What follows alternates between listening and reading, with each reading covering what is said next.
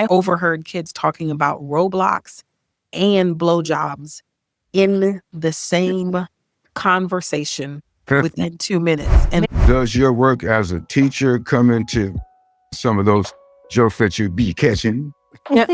it does. I want to be careful, loving, and fair, but it does. You can't help it. I think because parenting and teaching, when you're interacting with other beings and other people with different levels of thinking, different capacities for how they think, and just the environments themselves.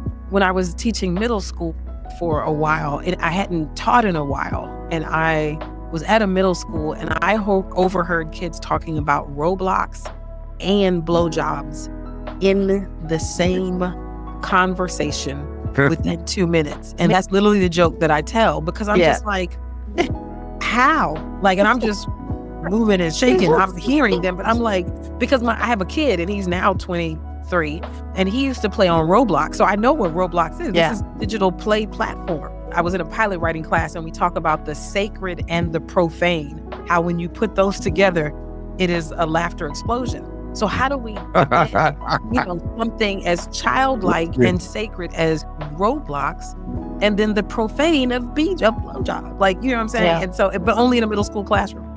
And so another thing, at the time that I'd started back in teaching, the show Stranger Things was on Netflix. And those kids love Stranger Things. And I was like, and I figured out why. Because y'all are the Stranger Things. That's why you love it so much.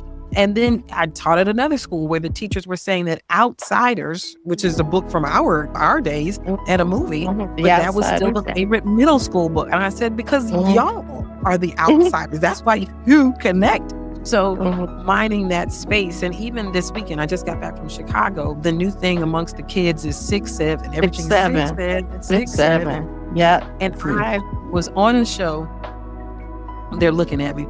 I was on a show, and as soon as I said something about middle school, one of the teachers in the audience goes, 6'7", and I was like, learn your 6 timetables and your 7 timetables. Like, you know what I'm saying? Because these are my frustrations. So it definitely, and I didn't think, when I started comedy, I hadn't started back teaching.